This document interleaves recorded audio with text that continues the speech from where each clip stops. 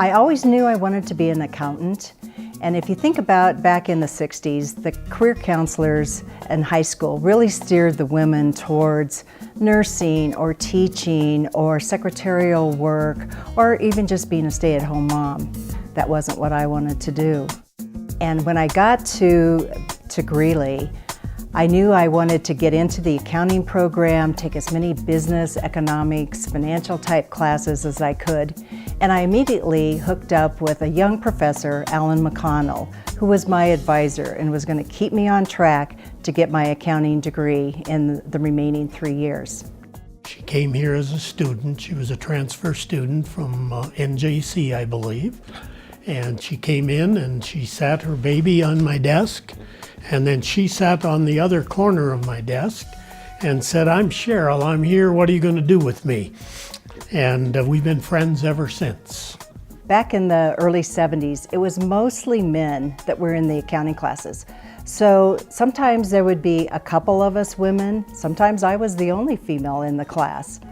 In 1972, when I first started in public accounting, there were very, very few women, at least with the big 8 firms in public accounting. In fact, I was the second female on the professional staff at Touche Ross at the time. Cheryl is a trailblazer. She became active in the profession and chose the profession very early on in the profession's shift from a primarily male-dominated one to one that fully embraces women today. Cheryl was the first female partner here in the Denver office, and she led the effort to recognize, support, and encourage women to take leadership roles within the profession. That was her signature, and she did it with style and grace and intelligence and an amazing work ethic, which never competed with how she is with people.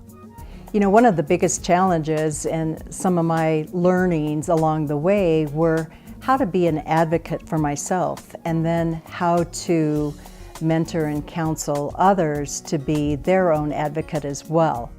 Over the years, Cheryl was instrumental in helping me to really think about how to balance a career and then how to balance a career and family.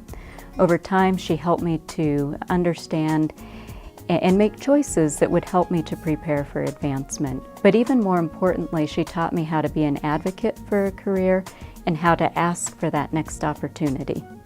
I will always remember Cheryl for leading the charge on work-life balance. And Cheryl was a great example of how you could be a mom and an audit partner and a leader in the profession all at the same time.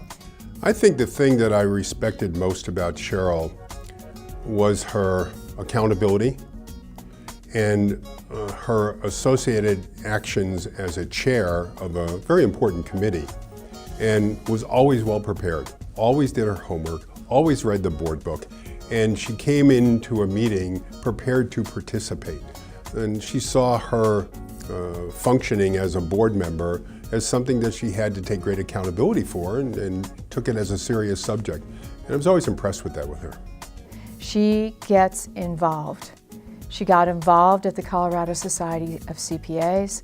She is a past president of the organization.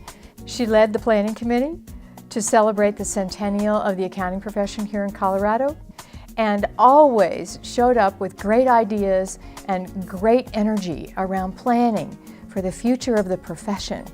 You talk about what kind of impact UNC had on me, my life, my career. I think back to that article about all I ever needed to know I learned in kindergarten.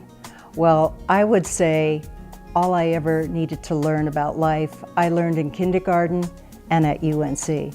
The University of Northern Colorado and Greeley, Colorado are in her heart.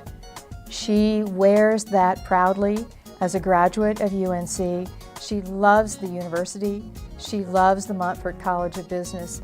In return, I was always a contributor back, whether it was interviewing and hiring the accounting majors, whether it was serving on the Foundation Board of Directors, the Alumni Board, the Accounting Advisory Board, whether it was financial support, working to endow an accounting chair in Professor McConnell's name. Those are all things that were very, very important to me. I went to UNC on a scholarship. I would not have been able to go to UNC had I not had that kind of financial support. And I want to help other students be able to open those doors for them as well. I've been very blessed with a very successful long career.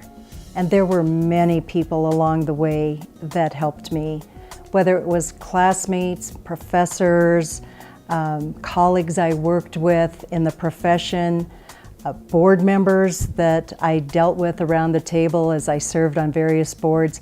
Everyone had a piece in helping my career be successful, and I can't thank all of you enough.